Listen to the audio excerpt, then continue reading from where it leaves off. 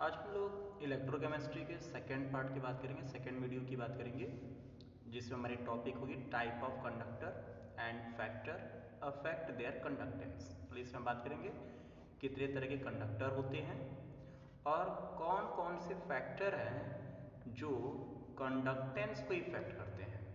Type of conductor, factor जो conductance को effect करेंगे।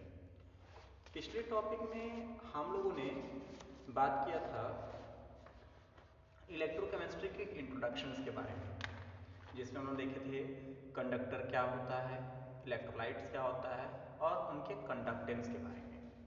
तो कंडक्टर जो है, यहाँ पर हमने देखा कि जैसे जिंक था, कॉपर सल्फेट था, इनकी वजह से हम लोग देखिए रिएक्शंस हो रहे थे।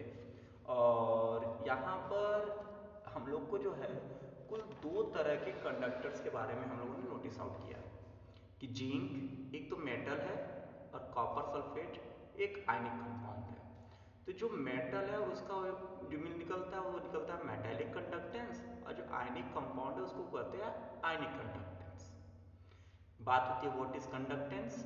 तो कंडक्टेंस को हमने डिफाइन किया था कि ability of conductor to allow electric current pass through its और इट्स एक्वा सॉल्यूशंस।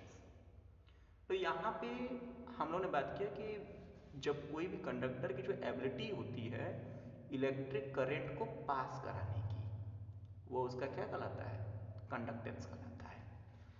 तो इसी टॉपिक को हम लोग फर्दर कंटिन्यू कर रहे हैं, type of conductor and factor affect there conductance. देखिए, जब हम कंडक्टर की बात किए तो कंडक्टर दो तरह से हो जाएंगे।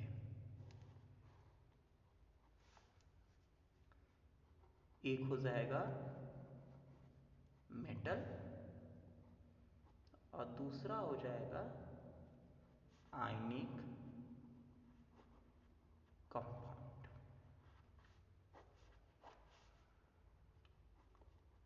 Aqueous solution.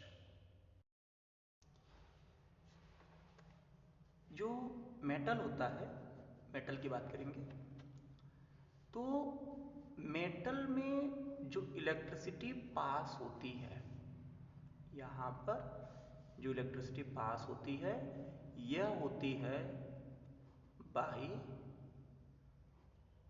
Flow of electron. यहाँ क्या होता है, बाय फ्लो ऑफ इलेक्ट्रॉन। अब अगर बाय फ्लो ऑफ इलेक्ट्रॉन हो रहा है तब इसे हम लोग बोलते हैं electrical conductance. By flow of electron है तो हम लोग इसे कहेंगे इलेक्ट्रिकल कंडक्टेंस। फिर से बात करते हैं, कंडक्टर मेटल हुआ, मेटल में जो इलेक्ट्रिसिटी जो कंडक्ट होती है वो होती है by the flow of electron, इस वजह से उसको बोलते हैं इलेक्ट्रिकल कंडक्टेंस। जबकि हम जब आयनिक कंपाउंड की बात करेंगे, आयनिक कंपाउंड, इस एग्जांपल की बात कर ले NaCl एक्वा सॉल्यूशन, तो यहाँ पर बनता है Na प्लस और बनेगा Cl माइनस। तो देखो Na प्लस Cl माइनस ये क्या हो गया, आयन हो गए। तो यहाँ पे जो होता है वह होता है बाय फ्लो ऑफ आयन। अब अगर ये बाय फ्लो ऑफ आयन हो रहा है तो इसे हम लोग बोलते हैं आयनिक कंडक्टेंस। Ionic conductance. अब देखो, इतनी बात यहाँ तक की जो बातें रही हैं इससे तो बिल्कुल क्लियर है कि अगर इलेक्ट्रॉन की संख्या ज़्यादा होगी तो उसका फ्लो भी ज़्यादा होगा और इलेक्ट्रिकल कंडक्टेंस भी क्या होगा, ज़्यादा आएगा। वहीं दूसरी तरफ अगर हम लोग बात करें अगर किसी सॉल्यूशन में आयन की संख्या ज़्यादा हो जाए तो उसका फ्लो भी ज़्यादा होगा, और अगर आयन की संख्या ज़्यादा है, फ्लो ज़्यादा है, तो इसका मतलब क्या हो जाएगा, आयनिक कंडक्टेंस ज़्यादा होगा। तो इनडायरेक्टली हम इसे बात करेंगे कि इलेक्ट्रिकल कंडक्टेंस जो होता है it is directly proportional to the flow of number of electron.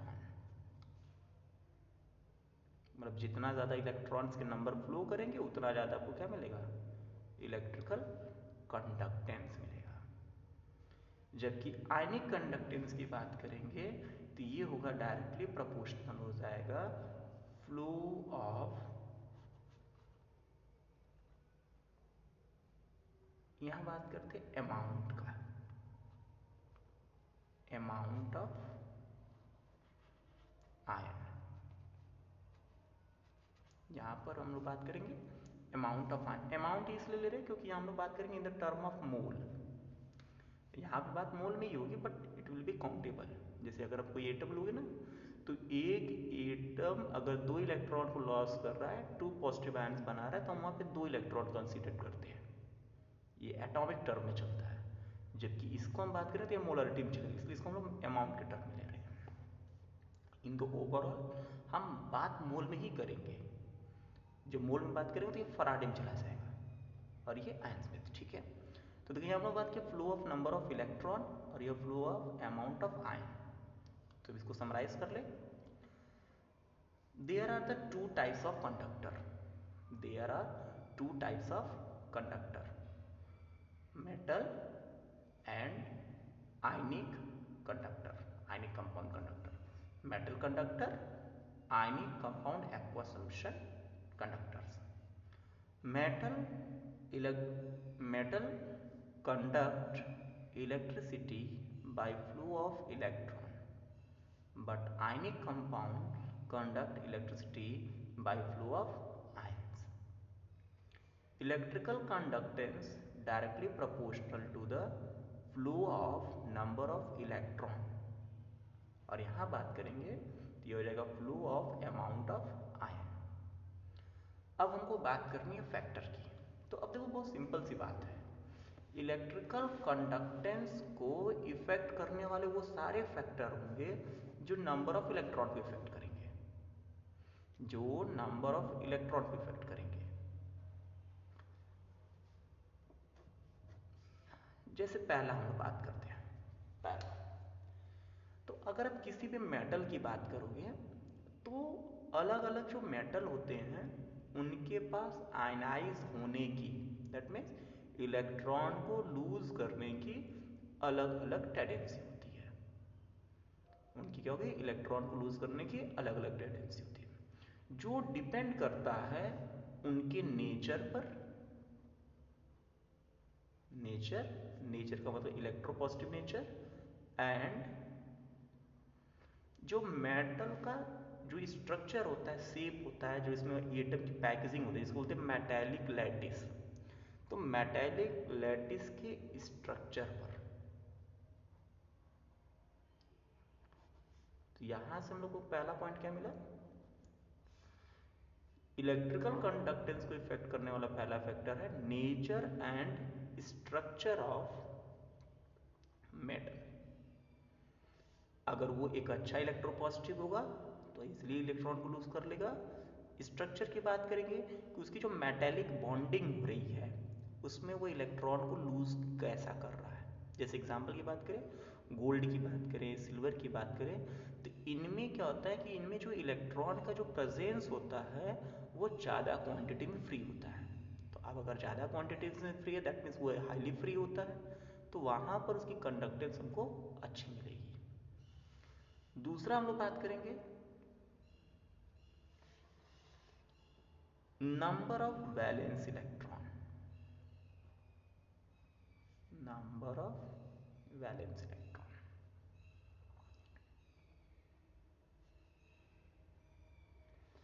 Valence को ना आउटर मोस्ट सेल,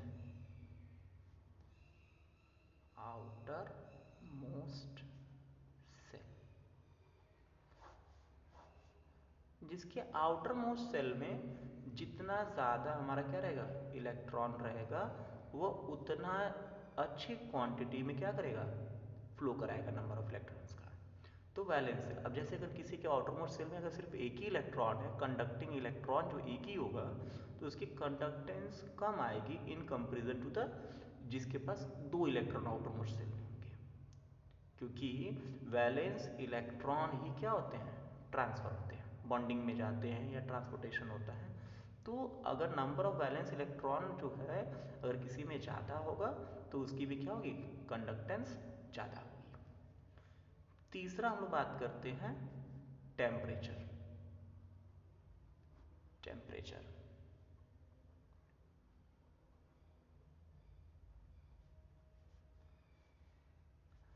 अब देखो, अगर हम किसी भी मेटल को हीट करते हैं, तो जब हम जैसे किसी भी मेटल को हीट करेंगे तो जो वैलेंस इलेक्ट्रॉन है, वैलेंस इलेक्ट्रॉन इलेक्ट्रॉन जो है बिकम एक्साइट। यहाँ जो वैलेंस इलेक्ट्रॉन है बिकम एक्साइट, एक्साइट हो जाते हैं, या हम बात करेंगे transfer, transfer to higher level. तो यहां देखो, जब हमने टेम्परेचर को इंक्रीज किया, when we increase the temperature, तो valence electron become excite, that mean transfer to higher level. तो अगर ये हायर लेवल को ट्रांसफर हो जाएंगे तो वहां पर कंडक्टेंस क्या हो जाएगी, कम हो जाएगी। तो अगर हमने टेम्परेचर को इंक्रीज किया तो कंडक्टेंस क्या हो जाएगी, डिक्रीज हो जाएगी। तो हमको मिला क्या कि इलेक्ट्रिकल कंडक्टेंस जो है, इलेक्ट्रिकल कंडक्टेंस ये इनवर्सली प्रोपोर्शनल टू टेम्परेचर हो गई। तो यहां देखो कुल 3 फैक्टर इफेक्ट किए, nature structure of metal, number of valence electron और टेम्परेचर। तो इलेक्ट्रिकल कंडक्टेंस जो होता है वो flow of number of electron, और ये इन 3 बातों पे डिपेंड करता है। अब हम लोग बात करते हैं आयनिक कंडक्टेंस का।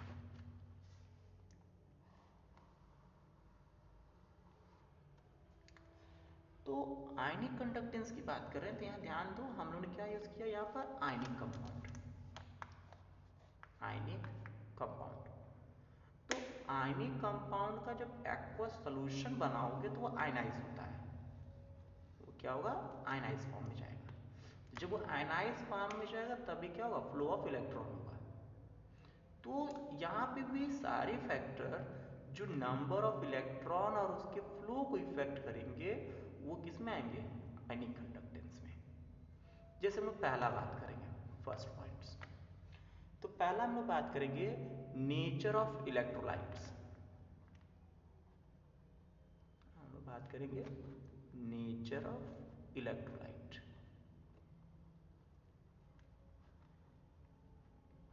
अब देखो, नेचर ऑफ इलेक्ट्रोलाइट में हम क्या बात कर रहे हैं कि यहां पर जो है वो स्ट्रॉन्ग है या फिर वीक है। स्ट्रॉन्ग वीक का मतलब जो है वो होता है डिग्री ऑफ डिसोसिएशन से। हम यहाँ पे स्ट्रॉन्ग जो वीक की बात कर रहे हैं वो होता है डिग्री ऑफ आयनाइजेशन से, डिग्री ऑफ आयोनाइजेशन।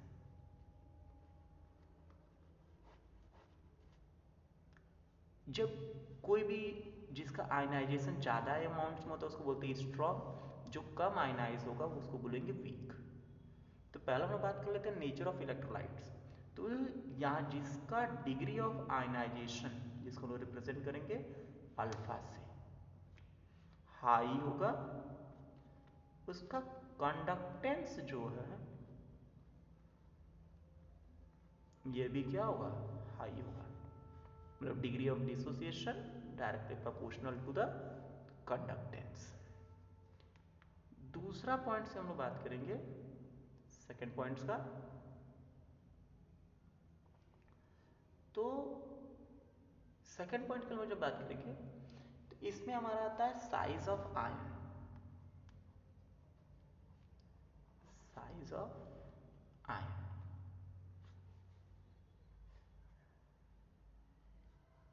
अब देखो साइज ऑफ आयन और उसका solvation,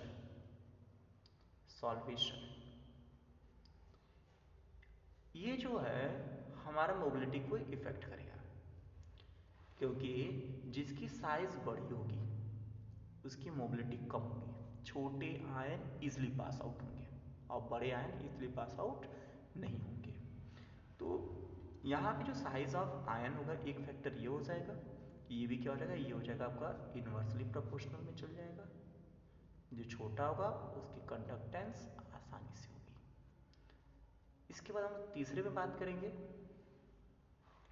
nature of solvent. Nature of solvent, देखो नेचर ऑफ जो सॉल्वेंट की बात करेंगे तो ये जो है बताता है कि उसका डाइलेक्ट्रिक कांस्टेंट के बारे में बात करते हैं, उसके सॉल्वेशन की टेंडेंसी के बारे में बात करते हैं, उसके पोलराइजेशन की टेंडेंसी के बारे में बात करते हैं। जैसे अगर सेम आयंस को लिया जाए, मान लो NaCl को ले लिया जाए और उसको हम लोग एल्कोहल में मिला है और वाटर में मिला है, देखो एल्कोहल भी पार्शलिज होता है और यहाँ पर भी, तो वाटर में इसका आयनाइजेशन ज़्यादा होगा तो मोर number of ions will be form, और अगर ज़्यादा आयंस बनेंगे तो कंडक्टेंस भी क्या हो जाएगा, ज़्यादा हो जाएगा। तो यहाँ पे एक फैक्टर हो जाता है नेचर ऑफ सॉल्वेंट।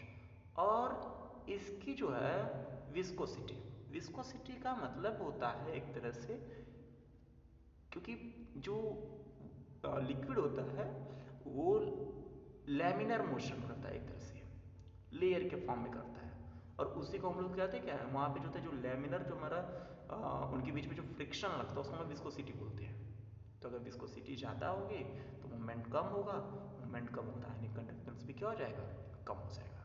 तो नेचर ऑफ सॉल्वेंट की बात कर लेते हैं। और चौथे फैक्टर पे हम लोग बात करते हैं concentration. Concentration of ionic solution. अब देखो कंसंट्रेशन ज़्यादा होगा तो ये डायरेक्टली प्रोपोर्शनल होगा नंबर ऑफ आयंस के, तो क्या हो जाएगा, कंडक्टेंस भी जो है ज़्यादा होगा। इसके बाद हम लोग लास्ट बात करते हैं टेम्परेचर।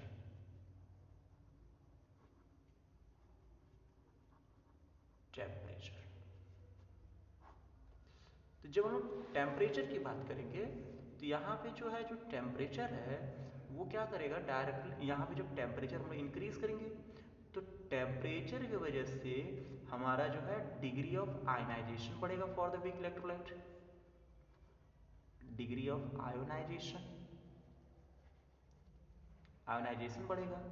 इसके साथ साथ मोबिलिटी बढ़ती है, इसके साथ साथ मोबिलिटी बढ़ती है। तो इससे होगा क्या कि अगर डिग्री ऑफ आयनाइजेशन बढ़ रहा है, मोबिलिटी बढ़ रही है, तो यहाँ से जो है नंबर ऑफ आयनाइजेशन हुआ तो मोर आयंस, मोबिलिटी तो मोर मूवमेंट, तो इनकी वजह से कंडक्टेंस क्या हो जाएगा, इंक्रीज कर जाएगा। कंडक्टेंस क्या हो जाएगा, इंक्रीज करेगा। जब हम टेम्परेचर को बढ़ाएंगे तो कंडक्टेंस इंक्रीज करेगा।